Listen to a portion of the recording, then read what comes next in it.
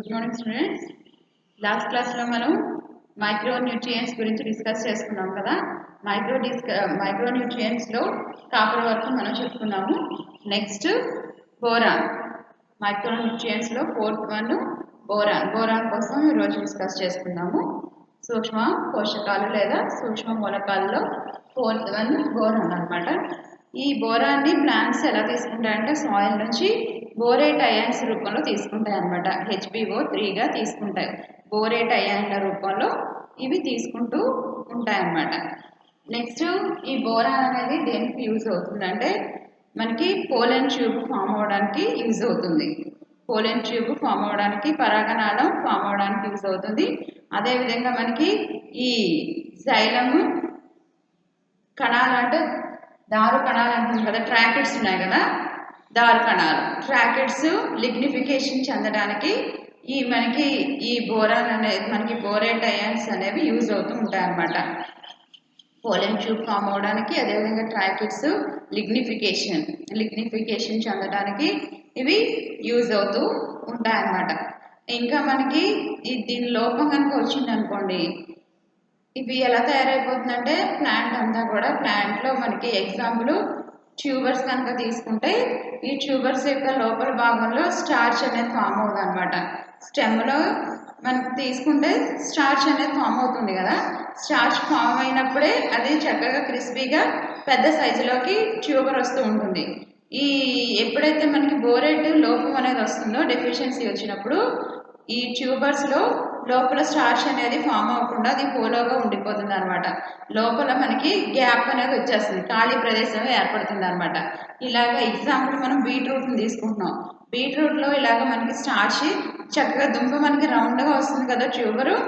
ఆ లోపల అంతా కూడా గట్టి పదార్థం అంతా కూడా మనం టచ్ చేస్తే గట్టిగా ఉంటుంది. లోపల భాగం అంతా కూడా స్టార్చ్తో ఉంటుంది కదా, పిండి పదార్థంతో నింపబడి ఉంటుంది. మనకి ఎప్పుడైతే బోరేట్ అయాన్ లోపం మ్యాక్సిమం మన ఇండియాలో సాయిల్స్ తీసుకుంటే ఈ బోరేట్ లోపం అనేది చాలా తక్కువగా ఉంటుంది. ఒకవేళ వచ్చిందంటే కనుక ఏమవుతుందంటే లోపల డెఫిషియన్సీ వచ్చిందంటే స్టార్చ్ ఏమాత్రం ఉండకుండా మొత్తం హోలోగా ఉంటుంది అనమాట. లోపల ట్యూబర్ అంతా ఇంకే లోపల ఏమీ ఉండదు, ఖాళీగా ఉంటుంది ప్లేస్ అంతా, స్టార్చ్తో నింపబడి ఉండదు అనమాట. అలాగా బీట్రూట్ తీసుకుంటే బీట్రూట్లో ఏమంటామంటే వచ్చిన గ్యాప్ని ఏమని పిలుస్తామంటే హార్ట్ రాట్ ఆఫ్ బీట్రూట్గా పిలుస్తాం అనమాట. హార్ట్ రాట్ ఆఫ్ బీట్రూట్ మధ్యలో ఇంకా గ్యాప్ ఉంటుంది, స్టార్చ్తో ఫిల్ అవ్వదు అనమాట. నెక్స్ట్ టర్నిప్ తీసుకుంటే టర్నిప్లో కూడా ఏంటంటే ఇది కూడా మనకి ట్యూబరే కదా, స్టార్చ్తో ఫామ్ అయి ఉంటుంది టర్నిప్. మనకి ఎగ్జాంపుల్ నూలుకోల్ మనకి టర్నిప్ లైక్ ఏ నూలుకోల్లా కనిపిస్తూ ఉంటుంది కదా, నూలుకోల్ అంటాం కదా టర్నిప్ని.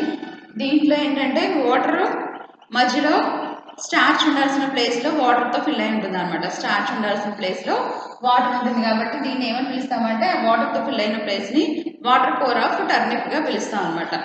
వాటర్ కోర్ ఆఫ్ టర్నిప్గా పిలుస్తాం. ఈ విధంగా మనకి డెఫిషియన్సీ వస్తే కనుక ఇలాంటి మనకి డిసీజెస్ అనేవి కనిపిస్తూ ఉంటాయి అనమాట. ఇంకా బోరాన్ ఎందుకు ఉపయోగపడుతుందంటే విభాజ్య కణజాలంలో సెల్ డివిజన్ అవ్వడానికి, మెరిస్టమాటిక్ డివిజన్ మనకి స్టెమ్లో సెల్ డివిజన్ అవ్వడానికి హెల్ప్ అవుతూ ఉంటుంది అనమాట ఈ బోరాన్ అనేది. దీనికి మొక్కలతో ప్రత్యక్ష సంబంధం అయితే ఏమి ఉండదు, బోరాన్కి ప్రత్యక్ష సంబంధం ఉండదు. కానీ ఇది మాత్రం ఎంజైమ్స్తో, మొక్కలోని ఎంజైమ్స్తో దీనికి ప్రత్యక్ష సంబంధం అనేది ఏమి మాత్రం ఉండదు అనమాట. ప్రత్యక్ష సంబంధం లేకపోయినా కానీ ఎంజైమ్స్తో ప్రత్యక్ష సంబంధం అనేది ఉండదు. కానీ మొత్తం ప్లాంట్స్లో జరిగే అన్ని మెటబాలిక్ రియాక్షన్స్ మీద కూడా, రియాక్షన్స్ అన్నీ కూడా దీని మీద బేస్ అయి ఉంటాయి అన్నమాట. మెటబాలిక్ రియాక్షన్స్ అన్నీ కూడా దీని మీదే బేస్ అయి ఉంటాయి అన్నమాట. నెక్స్ట్ మనకి పోషకనాళంలో షుగర్స్ ఉంటాయి కదా, ఫ్లోయం ట్యూబ్స్లో ఉండే షుగర్స్ బోరేట్ అయాన్లతోనే మిక్స్ అయి ఉంటాయి అన్నమాట. మిక్స్ సమ్మిళితం చెందుట వలన రవాణా అవుతూ ఉంటాయి అన్నమాట. అవి మరి ఫ్లోయమే కదా వాటర్ని పై భాగాల వరకు తీసుకువెళ్తూ ఉంటుంది కదా. ఫ్లోయము జైలము కూడా బాగా వాటర్ని అబ్జర్వ్ చేసుకొని, రూట్స్ నుంచి అబ్జర్వ్ చేసుకొని పై భాగాల వరకు తీసుకువెళ్తూ ఉంటాయి కదా. ఇక్కడ మనకి ఫ్లోయం ట్యూబ్ ఏదైతే ఉందో దీంట్లో మనకి చక్కెరలు, షుగర్స్ బోరేట్ అయాన్లతో ఇవి మిక్స్ అయ్యి ఇవి ట్రాన్స్ఫర్ అవుతూ ఉంటాయి అన్నమాట. ఈ మనకి ఇంకా డెఫిషియన్సీ చూస్తే ఏదైతే మనకి స్టెమ్ ఉంటుందో స్టెమ్లో భాగం చనిపోతూ ఉంటుంది అన్నమాట. టొబాకో తీసుకుంటే దాంట్లో స్టెమ్ భాగం చనిపోతుంది అన్నమాట. టొబాకోలో అయితే స్టెమ్ భాగం చనిపోతుంది అన్నమాట. దీన్ని టాప్ స్పేస్ ఆఫ్ టొబాకోగా పిలుస్తాం అన్నమాట. టాప్ స్కిన్డ్ డిసీజ్ ఆఫ్ టొబాకోగా పిలుస్తాం అనమాట. టాప్ స్కిన్డ్ ఆఫ్ టొబాకోగా పిలుస్తాం అనమాట. ఈ డిసీజ్ టొబాకోలో కనుక వస్తే టొబాకోనే కాదు ఏ మనకి దేంట్లో వచ్చినా కానీ లీవ్స్ అన్నీ కూడా బాగా స్ట్రాంగ్ అయిపోతాయి, థిక్నింగ్ అయిపోయి మనకి డార్క్ గ్రీన్ కలర్లోకి వచ్చేస్తాయి అన్నమాట. డార్క్ కలర్లోకి వచ్చేసి మొత్తం అన్ని స్టంట్నింగ్గా గడిసిపారిపోయిండి బుషీగా తయారైపోతాయి అనమాట. అన్నీ కూడా గ్రోతింగ్ అనేది ఉండదు, గ్రోతింగ్ లేకుండా బుషీగా తయారైపోతాయి అనమాట. ఇది మనకి బోరాన్ గురించి. Next molybdenum.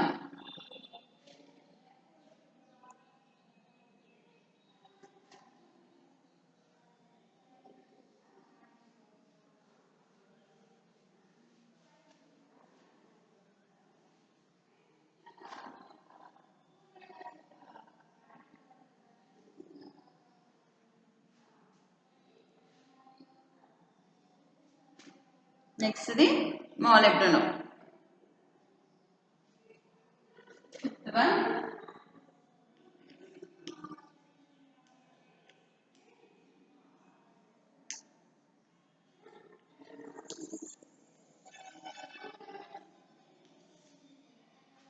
మాలిబ్డినం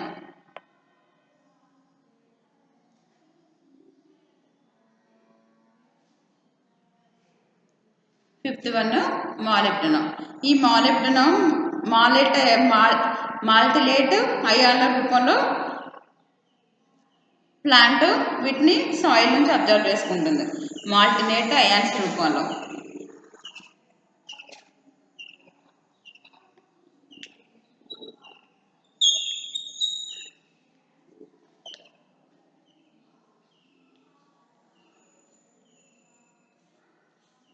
MOO4 మాల్టినేట్ అయాన్ల రూపంలో వీటిని మాలిబ్డేట్ మాల్టినేట్ కాదు మాలిబ్డేట్.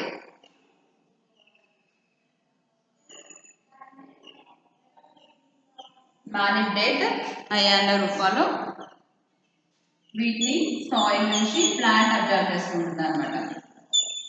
మాలిబ్డేట్ అయాన్ల రూపంలో సాయిల్ నుంచి అబ్జర్వ్ చేసుకుంటూ ఉంటుంది.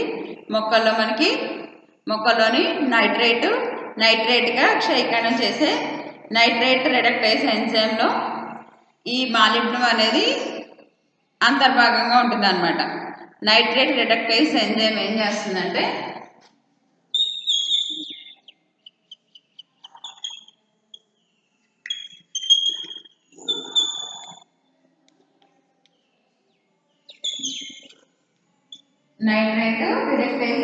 ఈ నైట్రేట్ రిడక్టేస్ ఎంజైమ్ ఏం చేస్తుందంటే నైట్రేట్ని నైట్రైట్గా చేంజ్ చేస్తూ ఉంటుంది అనమాట. మొక్కల్లో మనకి నైట్రేట్గా క్షయీకరణం చేసే మనకి నైట్రేట్ రిడక్టేస్ ఎంజైమ్లో ఈ మాలిబ్డినం అనేది ఎలా ఉంటుంది, అంతర్భాగంగా ఉంటుంది అనమాట. మాలిబ్డినం అంతర్భాగంగా ఉంటుంది అనమాట. ఈ నైట్రోజన్ స్వాంగీకరణలో మాలిబ్డినం ఏం చేస్తుంది, నైట్రోజన్ స్వాంగీకరణలో ఇది ముఖ్య పాత్ర వహిస్తూ ఉంటుంది అనమాట. నైట్రోజన్ స్వాంగీకరణలో ఇది ముఖ్య పాత్ర వహిస్తూ ఉంటుంది అనమాట. నెక్స్ట్ ఇక్కడ మనకి బ్లూ గ్రీన్ ఆల్గేస్, అదేవిధంగా కొన్ని రకాల బ్లూ గ్రీన్ ఆల్గే కూడా మనకి బ్యాక్టీరియా కదా. ఇలాంటి ఈ బ్యాక్టీరియాస్ కూడా ఈ మాలిబ్డినం అనేది అవసరం అనమాట. ఎందుకు బ్లూ గ్రీన్ ఆల్గేస్కి, అదేవిధంగా మనకి ఇప్పుడు కొన్ని రకాల బ్యాక్టీరియాస్కి బ్యాక్టీరియాలోని బ్లూ గ్రీన్ ఆల్గే ఒకటి కదా. వీటికి ఎందుకు అవసరం అంటే ఇవి ఏం చేస్తాయి, నైట్రోజన్ ఫిక్సేషన్ చేస్తాయి, నైట్రోజన్ స్థాపన చేస్తాయి. ఇవి ఎక్కడ ఉంటాయి, లెగ్యూమినేసి ఫ్యామిలీ ప్లాంట్స్ యొక్క రూట్ నోడ్యూల్స్. మనకి ఈ రైజోబియం కానీ బ్లూ గ్రీన్ ఆల్గే కానీ లేకుంటే కొన్ని రకాల బ్యాక్టీరియాస్ నాస్టాక్ ఆన్బీనా ఇవన్నీ కూడా మనకి ఈ లెగ్యూమినేసి ఫ్యామిలీ యొక్క రూట్ నోడ్యూల్స్లో ఉంటాయి కదా. ఈ నోడ్యూల్స్లో ఇవి ఏం చేస్తాయి, జీవిస్తూ ఉంటాయి, సింబయోటిక్గా ఉంటాయి. ప్లాంట్ ఏం చేస్తుంది, వాటికి కావాల్సిన ఫుడ్ అంతా ప్లాంట్ వీటికి బ్యాక్టీరియాస్కి అందిస్తూ ఉంటాయి. ఈ బ్యాక్టీరియాస్ ఏం చేస్తాయి, ప్లాంట్కి కావాల్సిన నైట్రోజన్ని ఫిక్సేషన్ చేస్తాయి అన్నమాట. డైరెక్ట్గా అట్మాస్ఫియర్ నుంచి మనకి ఈ ప్లాంట్ అబ్జర్వ్ చేయలేదు కాబట్టి వీటిని నైట్రోజన్ని ఇవి డైరెక్ట్ అట్మాస్ఫియర్ నుంచి అబ్జర్వ్ చేసుకుని వాటిని ఏ రూపంలో కన్వర్ట్ చేస్తాయంటే నైట్రేటు నైట్రైట్స్ అమోనియా రూపంలోకి ఇవి కన్వర్ట్ చేసి ప్లాంట్కి అందిస్తాయి అనమాట. ప్లాంట్ వీటిని యూజ్ చేసుకుంటుంది. ఈ విధంగా ఇవి ఏం చేస్తాయి, నైట్రోజన్ ఫిక్సేషన్ చేస్తాయి అనమాట. ఇలాగా ఈ బ్యాక్టీరియాస్ నైట్రోజన్ ఫిక్సేషన్ చేయడానికి ఈ మాలిబ్డినం అనేది అవసరం అవుతూ ఉంటుంది అనమాట. నైట్రోజన్ ఫిక్సేషన్లో ఈ మాలిబ్డినం అనేది అవసరం అవుతూ ఉంటుంది అనమాట. మొక్కలకి ఈ మూలకం అనేది స్వల్ప పరిమాణంలోనే డెఫిషియన్సీగా ఉంటుంది అనమాట. అంటే ఎక్కువ లోపం అనేది రాదు, చాలా తక్కువగా, అంటే ఎక్కువ సఫిషియెంట్గానే ఉంటుంది అనమాట ప్లాంట్స్లో. ఇది ప్లాంట్స్కి అంటే సాయిల్లో ఇది సఫిషియెంట్గానే ఉంటుంది, పెద్ద లోపం అయితే ఎక్కువ రాదనమాట, స్వల్ప పరిమాణంలోనే అవసరం అవుతుంది కనుక లోప లక్షణాలు మనకి ప్లాంట్స్లో చాలా రేర్గా కనిపిస్తూ ఉంటాయి అనమాట. ఈ డెఫిషియన్సీ సింటమ్స్ చాలా రేర్గా కనిపిస్తూ ఉంటాయి అనమాట. ముందుగా మనకి ఈ దీంట్లో కనిపించే సింటమ్ ఏంటంటే క్లోరోసిస్ కనిపిస్తుంది అనమాట, నిర్హరిత లక్షణం. ఇది ఎక్కడ కనిపిస్తుంది అంటే యంగ్ లీవ్స్లో కనిపిస్తుంది. అంటే దీనికి చలనశీలత ఉండదు కాబట్టి మనకి ఈ మాలిబ్డినం కూడా చలనశీలత కలిగిన ఎలిమెంట్ కాదు కాబట్టి దీనికి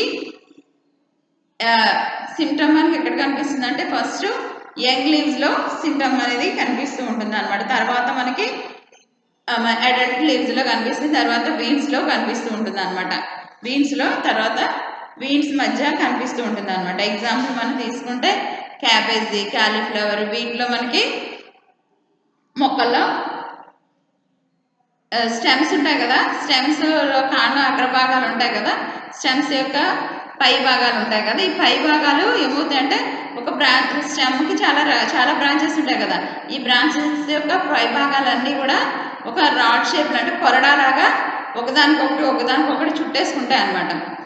ఒకదానికొకటి స్టెమ్ మన బ్రాంచ్ యొక్క పై భాగాలన్నీ, స్టెమ్కున్న బ్రాంచ్ యొక్క పై భాగాలన్నీ కూడా ఒకదానికొకటి చుట్టేసుకొని ఎలా తయారవుతుందంటే ఒక కొరడాలాగా, మనం థ్రెడ్తో చేసిన కొరడా ఉంటుంది కదా, కొట్టడానికి యూజ్ చేస్తూ ఉంటారు కదా, దానికిలాగా ఇవి మారిపోతుంది అనమాట. చూడడానికి ఒక కొరడాలా ఉంటుంది అనమాట. దీన్ని ఏమని పిలుస్తామంటే విల్ప్ టెయిల్గా పిలుస్తూ ఉంటాం అనమాట. దీన్ని విప్ టెయిల్గా పిలుస్తూ ఉంటాం అనమాట. ఏమని పిలుస్తాము, విప్ టెయిల్, కొరడా తోక అని పిలుస్తాం అనమాట.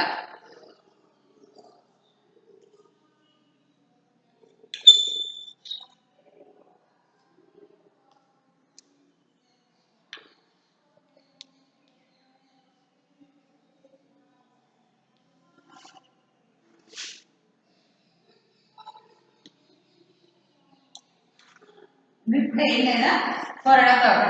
దీంట్లో మనకి స్టెమ్ చివరి భాగాలు అయితే స్టెమ్లో మనకి బ్రాంచెస్ కాబట్టి ఉంటాయి. ఈ భాగాలన్నీ కూడా ఒకదాంతో ఒకటి కలిసిపోయి ఒక్కొక్క లైక్కి విప్ లాగా తయారైపోతాయి అనమాట. దీన్ని ఏమని పిలుస్తున్నాము, కొరడా తోక, విప్ టెయిల్గా పిలుస్తూ ఉంటున్నాం అనమాట.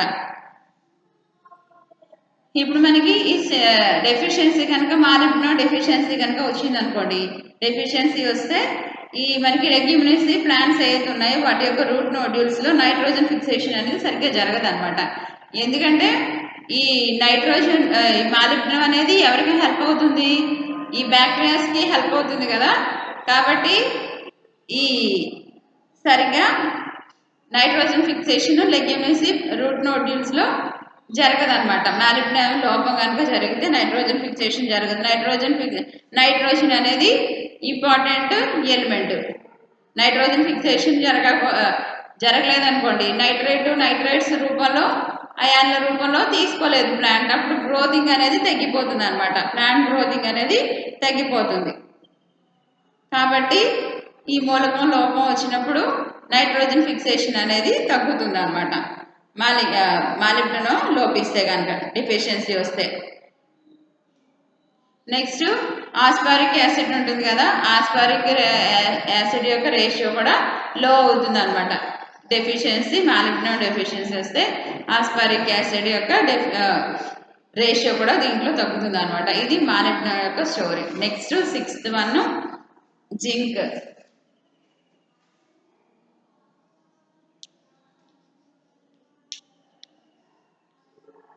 నెక్స్ట్ వన్ ఏంటమ్మా, జింక్.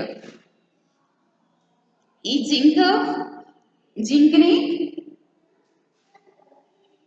సాయిల్ నుంచి ప్లాంట్ ఇక్కడ కూడా మనకి అయాన్స్ రూపంలో తీసుకుంటుంది అనమాట. జింక్ని ఏ రూపంలో తీసుకుంటుంది అంటే క్యాటయాన్స్ రూపంలో తీసుకుంటుంది అనమాట.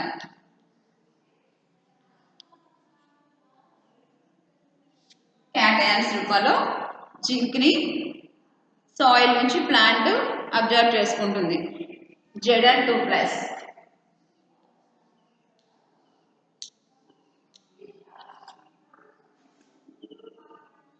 జింక్ని క్యాటయాన్స్ రూపంలోనే తీసుకుంటుంది అనమాట.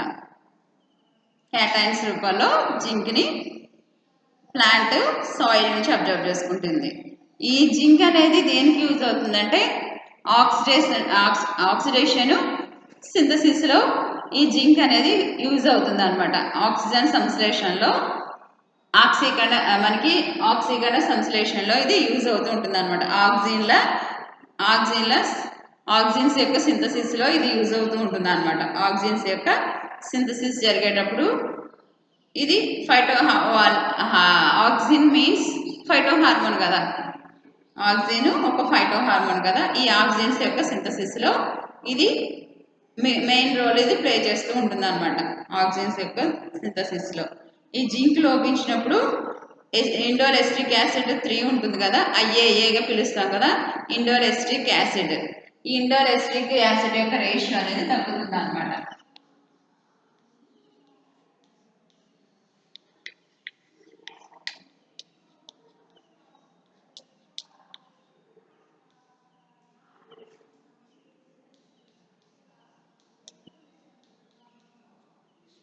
IAA 3గా పిలుస్తాం. Indole acetic acid. Indole acetic acid IAA ratio ఏమంటుంది 3 ఇండోల్ కదా, అది 3 ఇండోల్ ఎస్టిక్ యాసిడ్.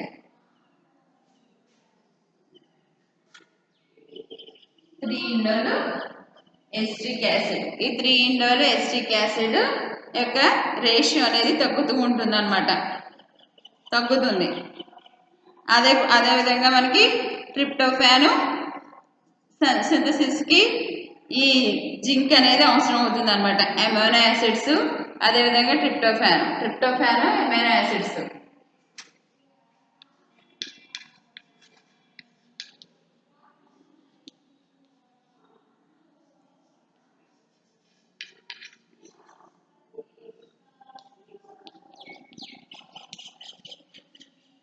ట్రిప్టోఫాన్ అదేవిధంగా అమైనో యాసిడ్స్ యొక్క సింథసిస్లో కూడా జింక్ అనేది అవసరం అవుతుంది అనమాట. ఈ ట్రిప్టోఫాన్ ఏదైతే ఉందో ఈ ట్రిప్టోఫాన్ నుంచే మనకి ఇండోల్ ఎస్టిక్ యాసిడ్ అనేది ఫామ్ అవుతుంది అనమాట. ట్రిప్టోఫాన్ నుంచి ఇండోల్ ఎస్టిక్ యాసిడ్ అనేది ఫామ్ అవుతుంది అనమాట. కార్బానిక్ ఆమ్లాన్ని సపరేట్ చేసేది కార్బానిక్ ఎన్హైడ్రేజ్ అనమాట. కార్బానిక్ యాసిడ్ని సపరేట్ చేసేది కార్బానిక్ ఎన్హైడ్రేజ్. ఈ కార్బానిక్ ఎన్హైడ్రేజ్ డిహైడ్రేజనేజ్ ఎన్హైడ్రేజ్ అనే ఎంజైమ్లో జింక్ అనేది ఉంటుందన్నమాట. ఈ మనకి కార్బానిక్ ఎన్హైడ్రేజనేజ్ ఏం చేస్తుందంటే సపరేట్ చేస్తుంది అనమాట. కార్బానిక్ యాసిడ్ని CO2H2Oగా సపరేట్ చేస్తుంది. CO2H2Oగా సపరేట్ చేస్తుంది. ఇది CO2H2Oగా సపరేట్ చేయడానికి ఈ జింక్ అనేది అవసరం అవుతూ ఉంటుంది అనమాట. జింక్ అనేది అవసరం అవుతూ ఉంటుంది. కార్బానిక్ యాసిడ్ని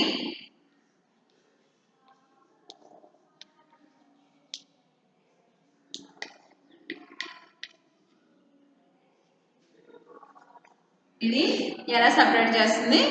H2O, అదేవిధంగా మనకి CO2.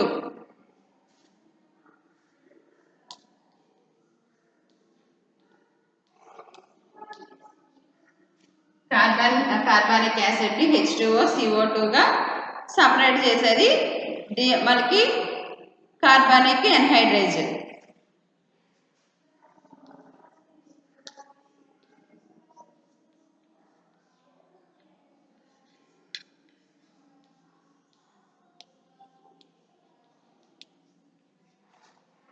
కార్బానిక్ యాసిడ్ని H2O, CO2గా సపరేట్ చేసేది కార్బానిక్ ఎన్హైడ్రేజ్. ఈ కార్బానిక్ ఎన్హైడ్రేజ్ అనే ఎంజైమ్లో జింక్ అనేది ఉంటుంది అనమాట. ఈ కార్బానిక్ ఎన్హైడ్రేజ్ అనే ఎంజైమ్లో జింక్ అనేది ఉంటుంది అనమాట. అంతేకాకుండా మనకి ఆల్కహాల్ డిహైడ్రేజినేజ్, అదేవిధంగా హెక్సోకైనేజ్ని ఆల్కహాల్ డిహైడ్రేజ్ మన ఎంజైమ్స్ని ఇది ఏం చేస్తుందంటే అట్రాక్ట్ చేస్తుంది అనమాట. ఏం చేస్తుంది? ఆల్కహాల్ డిహైడ్రేజినేజ్ ఒకటి, రెండోది హెక్సోకైనేజ్.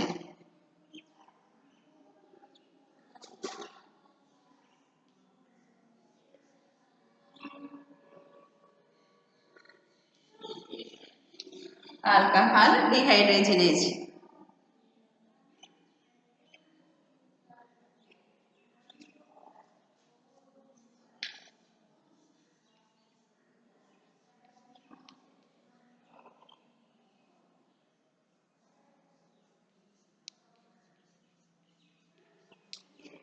ఆల్కహాల్ డిహైడ్రేజినేజ్, అదేవిధంగా హెక్సోకైనేజ్.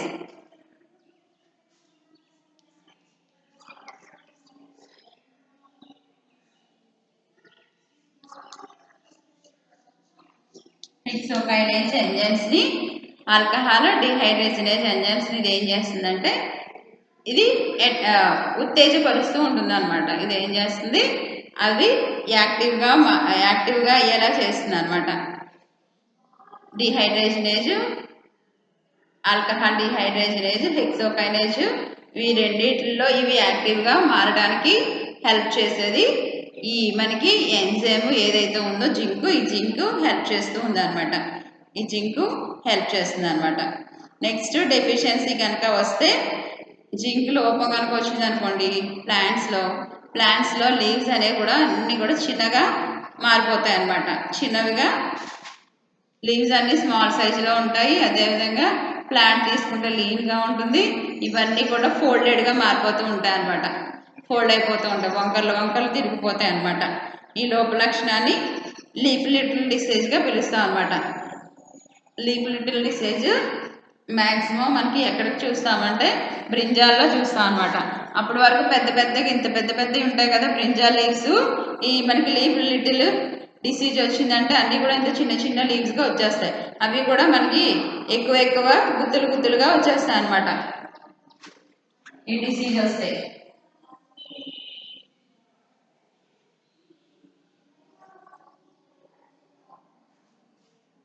Leaf little disease.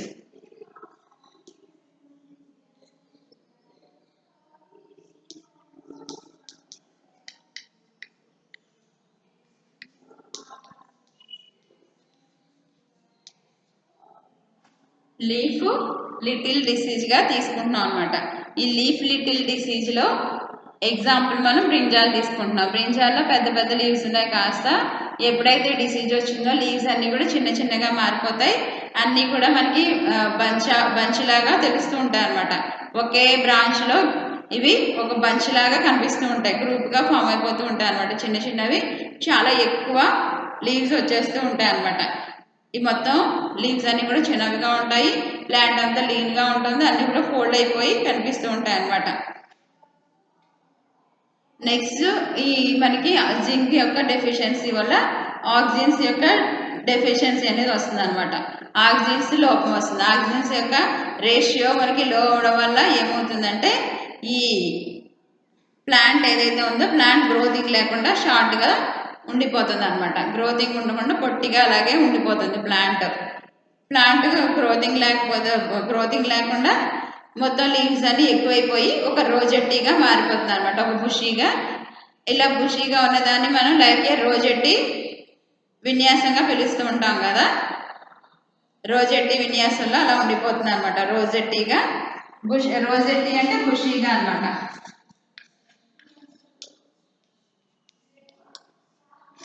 రోజెట్టి అంటే బుషీగా అలా ఉండిపోతుంది అనమాట, మొత్తం అన్ని లీవ్సే ఉంటాయి. లీవ్స్ వచ్చి ఇంకా పెద్దగా పెరగదనమాట. ఫర్ ఎగ్జాంపుల్ మనం క్యాలీఫ్లవర్ కానీ క్యాబేజీ కానీ తీసుకున్నాం అనుకోండి, కింద అది షార్ట్ కానీ హైట్ లైన్ పెరుగుద్దా, అలా కాకుండా ఇలా చిన్నగా ఒక లైక్ ఏ ఫ్లవర్లా అలా ఉండిపోద్ది కదా, రోజెట్టి విన్యాసం అని పిలుస్తాం దాన్ని కూడా. అదేవిధంగా ఇప్పుడు లీవ్స్ చిన్న చిన్న లీవ్స్ ఎక్కువగా వచ్చేసి బుషీగా అయిపోద్ది, ఇంకా హైట్ అయితే పెరగదు, హైట్ పెరగదనమాట. ఈ జింక్ లోపం వల్ల బుషీగా మారిపోతుంది అనమాట. నిమ్మజాతి మొక్క ఎగ్జాంపుల్ సిట్రస్ ప్లాంట్స్ తీసుకున్నాం అనుకోండి, ఈ జింక్ కనుక లోపించినప్పుడు దీంట్లో మనకి ఫ్రూటింగ్ అనేది సరిగ్గా ఫామ్ అవుతుంది అనమాట. అదే మొక్కజొన్న తీసుకుంటే ఏదైతే మనకి స్టెమ్ దగ్గర, స్టెమ్ యొక్క మనకి కింది భాగంలో పై భాగంలో ఏమవుతుంది అంటే అక్కడ ఏర్పడే లీవ్స్ ఎలా ఉంటాయంటే వైట్ కలర్లో వచ్చేస్తాయి అనమాట. కాండం యొక్క అగ్రభాగంలో ఏర్పడిన లీవ్స్ వైట్ గాను అదేవిధంగా ఎల్లో కలర్లో ఉంటాయన్నమాట. ఇలాగా వైట్ కలర్ లేదా ఎల్లో కలర్లో ఉండడం వల్ల ఈ డిసీజ్ని ఏమని పిలుస్తున్నామంటే వైట్ బడ్ ఆఫ్ కార్న్గా పిలుస్తున్నాం అనమాట.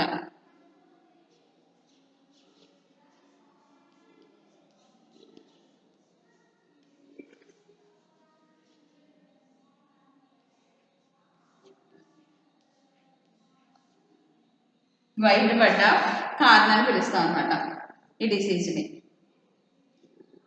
ఇవన్నీ కూడా ఎలా మారిపోతాయి, లీవ్స్ కాండం యొక్క అగ్రభాగంలో వైట్గా లేదా ఎల్లోగా మారిపోతాయి ఈ జింక్ డెఫిషియన్సీ కనుక వస్తే. కాబట్టి దీన్ని ఏమని పిలుస్తాం, వైట్ బడ్ ఆఫ్ కార్న్గా పిలుస్తాం అనమాట, వైట్ బడ్ ఆఫ్ కార్న్ అని పిలుస్తాం అనమాట. ఇది మనకి జింక్ గురించి. Next chlorine, last one chlorine.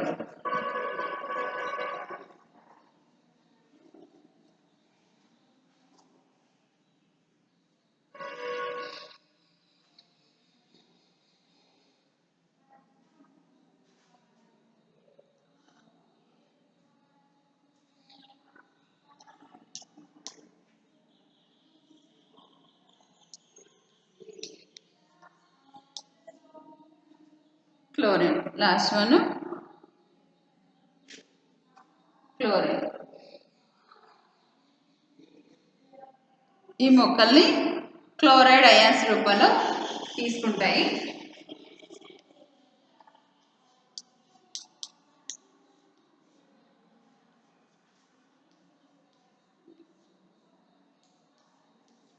Chloride ions రూపంలో ఈ ప్లాంట్స్ సాయిల్ నుంచి వీటిని అబ్జర్వ్ చేసుకుంటాయి.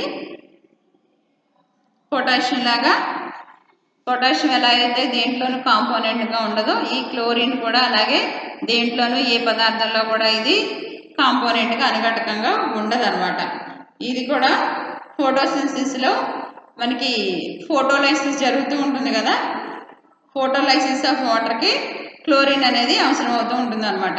కిరణజన్య సంయోగక్రియలో నీటి కాంతి విశ్లేషణకి మనకి ఫోటోలైసిస్ ఆఫ్ వాటర్కి ఈ క్లోరిన్ అనేది హెల్ప్ అవుతూ ఉంటుంది నీటి కాంతి విశ్లేషణకి.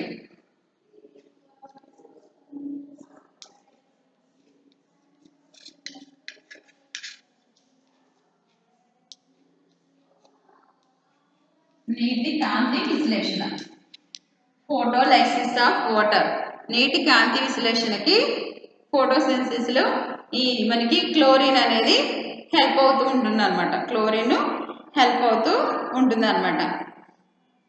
నెక్స్ట్ మనకి ఈ బీట్రూట్ తీసుకున్నాం అనుకోండి, బీట్రూట్లో స్టార్చ్ అనేది డెవలప్ అవ్వాలి.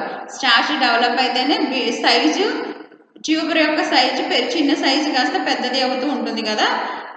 ఈ మనకి ఈ బీట్రూట్లో ట్యూబరు సైజు మనకి బ్రాడ్ సైజుకి రావడానికి, దాంట్లో స్టార్చ్ డెవలప్ అవడానికి ఈ క్లోరిన్ అనేది హెల్ప్ అవుతుంది అనమాట. క్లోరిన్ కనుక డెఫిషియన్సీ వస్తే ప్లాంట్కి అప్పుడు ఏమవుతుందంటే సైజు ట్యూబర్ యొక్క సైజు దుంప యొక్క సైజు అనేది తగ్గిపోతుంది అనమాట. స్టార్చ్ సరిగ్గా ఫామ్ అవ్వకపోతే దుంప చిన్న సైజులోనే ఉండిపోతుంది, పెద్ద సైజు అవ్వదు అనమాట. నెక్స్ట్ రూట్స్ యొక్క గ్రోతింగ్ కూడా ఈ క్లోరిన్ అనేది యూజ్ అవుతూ ఉంటుంది అనమాట. రూట్స్ యొక్క గ్రోతింగ్లో కూడా క్లోరిన్ హెల్ప్ అవుతూ ఉంటుంది అనమాట. నెక్స్ట్ నేలలో మనకి క్లోరిన్ అనేది మనకి సాలిడ్ లా కాకుండా లిక్విడ్ లాగా ద్రావణీకృత క్లోరిన్ రూపంలో సాయిల్లో మనకి అవైలబుల్గా ఉంటుంది అనమాట. ఇది మనకి ఎప్పుడు కూడా సాయిల్లో లిక్విడ్ రూపంలో క్లోరిన్ ఉంటుంది కాబట్టి ప్లాంట్స్లో డెఫిషియన్సీ అనేది రేర్గా వస్తుంది అనమాట. కొరత అనేది రేర్గా వస్తుంది. ఈ క్లోరిన్ డెఫిషియన్సీ కనుక వస్తే లీవ్స్ అన్నీ కూడా ఎలా అయిపోతాయి అంటే విల్టింగ్ అయిపోతాయి అనమాట, వాడిపోతాయి అనమాట, వడిలిపోయినట్టు అయిపోతాయి అనమాట. లీవ్స్ అన్నీ కూడా ఏమైపోతాయి, విల్ట్ అయిపోతూ ఉంటాయి, వాడిపోతూ ఉంటాయి అనమాట. ఇలా వాడిపోయినాయి అంటే క్రమేణా ఏమైపోతాయి, విల్ట్ అయిపోయిన తర్వాత ఆటోమేటిక్గా రిమూవ్ అయిపోతూ ఉంటాయి అనమాట, రాలిపోతూ ఉంటాయి. లీవ్స్ అన్నీ కూడా రాలిపోతూ ఉంటాయి అనమాట. నెక్స్ట్ దీంట్లో లీవ్స్లో ఇవి రాలిపోక ముందు వీటిలో మొజాయిక్ ప్యాటర్న్ అనేది ఫామ్ అవుతుంది అనమాట. మనకి ఈ లీవ్స్లో వర్ణ విన్యాసం అనేది ఫామ్ అవుతుంది. పత్ర వర్ణ విన్యాసం మొజాయిక్ ప్యాటర్న్ అనేది ఫామ్ అవుతుంది అనమాట. మొజాయిక్ ప్యాటర్న్ ఫామ్ అవుతుంది.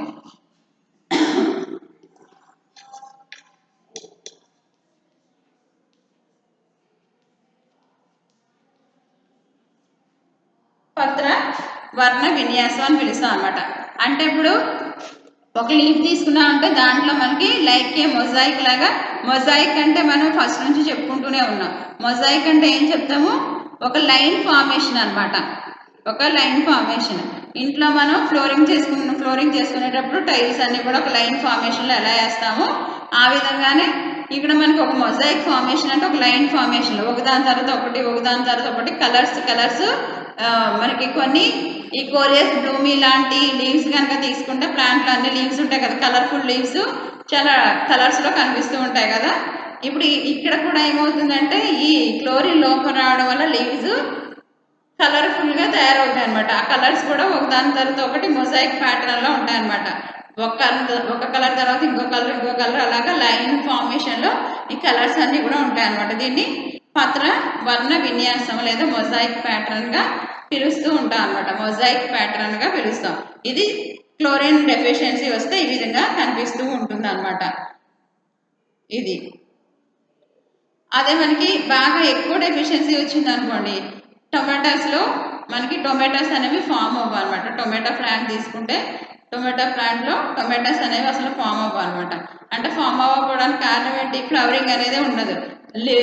లీవ్స్ అన్నీ రాలిపోతూ ఉంటే ఫ్లవరింగ్ ఎక్కడి నుంచి వస్తుంది, లీవ్స్ అన్నీ ఉంటాయి కదా, ఆ లీవ్స్ మధ్యలో నుంచి బ్రాంచెస్ వచ్చి ఆ బ్రాంచెస్ నుంచి మనకి బడ్స్ వచ్చి బడ్స్ నుంచి బ్లూమింగ్ వచ్చి అక్కడ నుంచి మనకి ఫ్రూటింగ్ అనేది వస్తుంది. అసలు లీవ్సే రాలిపోతూ ఉంటే ఫ్లవర్ ఎక్కడి నుంచి వస్తుంది, ఫ్లవర్ లేకపోతే టొమాటోస్ ఎక్కడి నుంచి వస్తాయి. ఈ మనకి డెఫిషియన్సీ వల్ల, క్లోరిన్ డెఫిషియన్సీ వల్ల టొమాటోస్ అనేవి ఫామ్ అవ్వన్నమాట. ఇది ఈ మైక్రో ఎలిమెంట్స్ లేదా మైక్రో న్యూట్రియంట్స్ గురించి. ఇవి 7, మైక్రో ఏమో 7 ఉంటాయి న్యూట్రియంట్స్, అదే మనకి మ్యాక్రో అయితే 6, మొత్తం 13.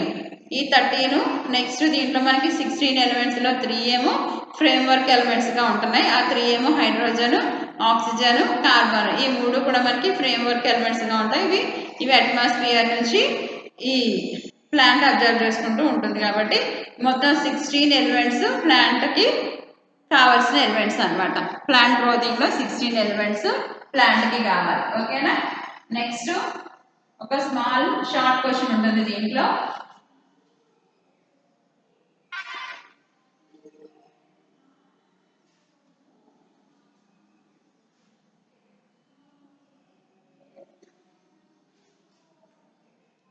Indicator plants.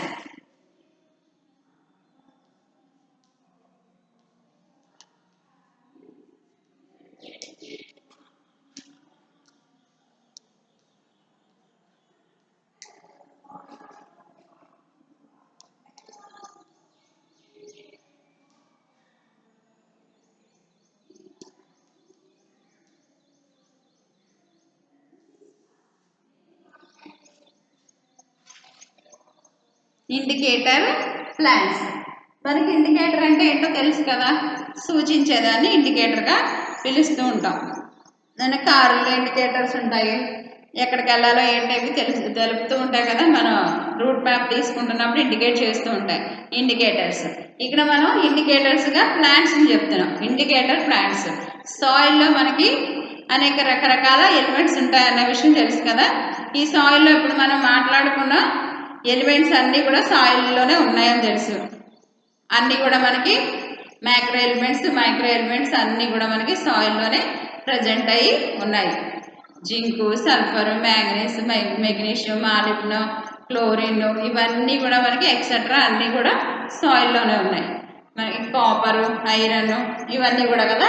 ఇప్పుడు మనకి ఇండికేటర్ ప్లాంట్స్ అని ఎందుకు చెప్పుకుంటున్నామంటే, ఈ ఏ అయితే మనకి ఈ ఎలిమెంట్స్ ఉన్నాయో, ఈ ఎలిమెంట్స్ ఎక్కువగా ఏ సాయిల్లో అయితే ఉంటాయో ఆ సాయిల్లో కొన్ని రకాల ప్లాంట్స్ అనేవి అక్కడ గ్రోత్ అవుతూ ఉంటాయి అన్నమాట. ఆ ప్లాంట్స్ని బట్టి మనం ఆ సాయిల్లో ఏమున్నదో చెప్పేయచ్చు అనమాట. అది ఏ సాయిల్లో ఎక్కువ అక్కడ మన ఆ ప్లాంట్ గ్రోతింగ్ని బట్టి ఎక్కువ ప్లాంట్స్ అక్కడ గ్రోత్ అవుతూ ఉంటాయి. అక్కడ గ్రోత్ అయ్యే ప్లాంట్స్ని బట్టి ఆ సాయిల్లో ఏ ఎలిమెంట్ ఎక్కువగా ఉందో చెప్పొచ్చు అనమాట. ఈ సైంటిస్టులు కూడా ఏం చేస్తారంటే, ఇవి మనకి తవ్వుతూ ఉంటారు కదా, తవ్వి ఎక్కడ ఏముందో వాళ్ళు తీసుకుంటూ ఉంటారు కదా, చెప్తూ ఉంటారు. ఇలా కూడా అబ్జర్వ్ చేస్తారనమాట. ఈ మనకి ఇండికేటర్ ప్లాంట్స్ని బేస్ చేసుకొని ఏ మనకి ఎలిమెంట్ సాయిల్లో ఎక్కువగా ఉందో చెప్పేయచ్చు అనమాట. అలాగే కొన్ని ప్లాంట్స్ అనేవి మనకి ఇండికేటర్ ప్లాంట్స్గా ఉన్నాయన్నమాట. ఎగ్జాంపుల్ అంటే ఇప్పుడు ఈ ప్లాంట్స్ ఏం చేస్తాయంటే, భూమిలో ఏ ఎలిమెంట్ అయితే ఎక్కువగా ఉందో ఇవి తెలియజేస్తాయి అనమాట. భూమిలో ఎక్కువగా ఆ ఎలిమెంట్ ఉంటే ఇవి ఎక్కువ ప్లాంట్స్ పైన సర్ఫేస్ మీద గ్రోత్ అవుతూ ఉంటాయి అనమాట. అంటే ఆ ఎలిమెంట్ని బట్టి ఇవి ఎక్కువగా కొంతమందికి కొన్ని ఫుడ్ సిస్టమ్ అవుతూ ఉంటాయి, అవి ఎక్కువగా తింటూ ఉంటారు. అదేవిధంగా ఇప్పుడు కొన్ని ప్లాంట్స్కి కొన్ని రకాల ఎలిమెంట్స్ అవి ఎక్కువగా అబ్జర్వ్ చేసుకుంటూ ఉంటాయి. అబ్జర్వ్ చేసుకున్నప్పుడు ఎక్కువ గ్రోత్ అవుతూ ఆ ప్లేసెస్లో ఎక్కువ గ్రోత్ అవుతూ ఉంటూ ఉంటాయి అనమాట. అలాగే కొన్ని ప్లాంట్స్ మనకి ఇండికేటర్ ప్లాంట్స్గా ఉన్నాయి. వాటిలో మనం ఫస్ట్ వేటిని తీసుకుంటామంటే తులసి మొక్కలు తీసుకోవచ్చు. ఏంటవి? తులసి, ఆస్మం,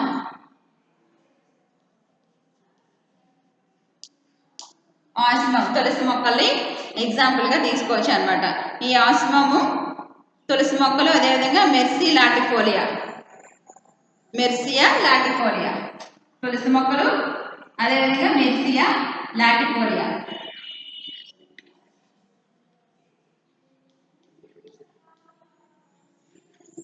వీటిని ఏమని పిలుస్తామంటే, ఈ రెండు ప్లాంట్స్ని కూడా తులసి అండ్ మెర్సియా లాటిఫోలియాని కాపర్ మాసులుగా పిలుస్తాం అన్నమాట. అంటే లోపల ఏ ఎలిమెంట్ ఎక్కువగా ఉన్నట్టు భూమి లోపల సాయిల్లో మనకి కాపర్ అనేది ఎక్కువగా ఉంటే ఆ ప్లేసెస్లో ఈ తులసి అదేవిధంగా ఈ మెర్సియా లాటిఫోలియా ఎక్కువగా ఆ ప్లేసెస్లో గ్రోత్ ఉంటాయి అన్నమాట. ఇవి ఏం చేస్తాయంటే లోపల ఉన్న ఈ మెటల్కి ఇవి మెటల్ ఏదైతే ఉందో దానికి ఏ హెవీ టాలరెన్స్ని ఇవి కలిగి ఉంటాయి అన్నమాట. అదిగా వాహక శక్తిని ఇవి కలిగి ఉంటాయి అన్నమాట. హెవీ మెటల్ టాలరెన్స్ని కలిగి ఉంటాయి. భారవాహక సహన శక్తిని ఇవి కలిగి ఉంటాయి అన్నమాట. వాటిని తట్టుకునే కెపాసిటీ ఇవి కలిగి ఉంటాయి అన్నమాట. భారవాహక సహన శక్తిని కలిగి ఉంటాయి. హెవీ మెటల్ టాలరెన్స్ని ఇవి కలిగి ఉంటాయి అన్నమాట. నెక్స్ట్ కాపర్ మాస్ అంటున్నాం. కాపర్ అంటే ఏంటి? రాగి అంటాం కదా. రాగి ఎక్కువగా ఉన్న సాయిల్స్లో మనకి ఈ మెర్సియా లాటిఫోలియా ఆసిమం ఎక్కువగా గ్రోత్ అవుతూ ఉంటాయి అన్నమాట. నెక్స్ట్ పాలికార్పియా సైనాండ్రా.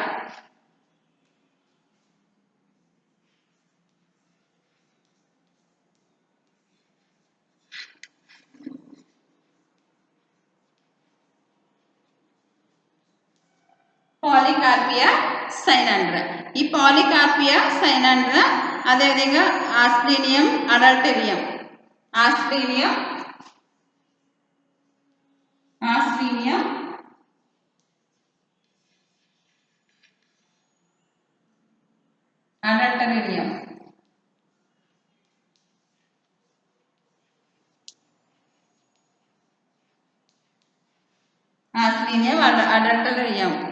ఇవి రెండు కూడా ఈ ప్లాంట్ మనకి నికెల్ ఎక్కువ ఫెర్న్ ప్లాంట్స్.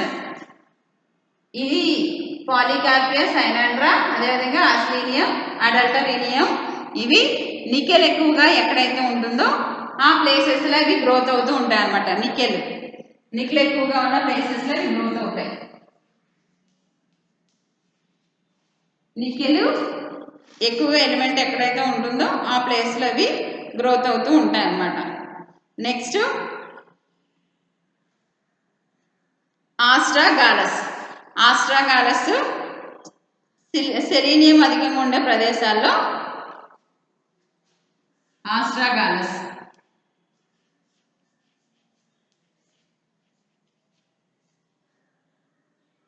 సెలీనియం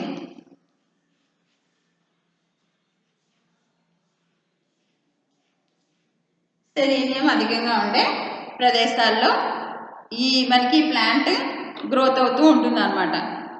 ఇది గ్రోత్ అవుతూ ఉంటుంది అనమాట. ఇలాగా ఎక్కడైతే ఏ సాయిల్ అయితే ఎక్కువగా మనకి ఈ ఎలిమెంట్స్ ఎక్కువగా ఉన్నాయో ఆ ప్లేసెస్లో ఈ కొన్ని రకాల ప్లాంట్స్ అనేవి గ్రోత్ అవుతూ ఉంటాయి అనమాట. ఎగ్జాంపుల్గా మనం ఆస్కోము, మెర్సియా, లాటిఫోలియా తీసుకున్నాము. వీటిని కాపర్ మాస్లు అని కూడా పిలుస్తాం, ఎందుకంటే కాపర్ ఎక్కువగా ఎక్కడైతే ఉంటుందో అక్కడ గ్రోత్ అవుతూ ఉంటాయి. రెండోది పాలికార్పియా సైనాండ్రా, అదేవిధంగా ఆస్లీనియం, అడల్టరీనియం. ఇవి నికెల్ ఎక్కువగా ఉండే ప్లేసెస్లో ఇవి గ్రోత్ అవుతూ ఉంటాయి అన్నమాట. మూడోది ఏంటి? Astragalus selenium. ఈ ఆస్ట్రాగాలస్ సెలీనియం కూడా ఇది ఎక్కడ ఎక్కువగా గ్రోత్ అవుతుందంటే ఆస్ట్రాగాలస్ సెలీనియం ఎక్కువగా ఎక్కడైతే ఏ ప్లేసెస్లో అయితే ఉంటుందో ఆ ప్లేసెస్లో ఇది గ్రోత్ అవుతూ ఉంటుంది అనమాట. ఈ ప్లాంట్స్ అన్నిటిని కూడా మనం ఏమని పిలుస్తున్నాం? ఇండికేటర్ ప్లాంట్స్గా పిలుస్తున్నాం అనమాట.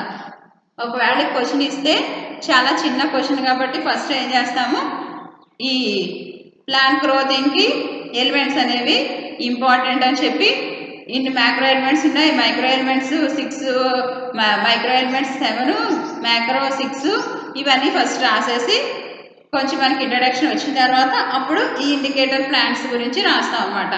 ఇవి హెవీ మెటల్ టాలరెన్స్ని కలిగి ఉంటాయి కాబట్టి ఆ ప్లేసెస్లో అవి గ్రోత్ అవుతూ ఉంటాయని చెప్పి అప్పుడు వీటి మ్యాటర్ కోసం రాస్తాం అనమాట. ఇలా రాస్తే షార్ట్ క్వశ్చన్ సరిపోతుంది. ఓకేనా? నెక్స్ట్ క్లాస్లో డిస్కస్ చేసుకుందాం. Thank you.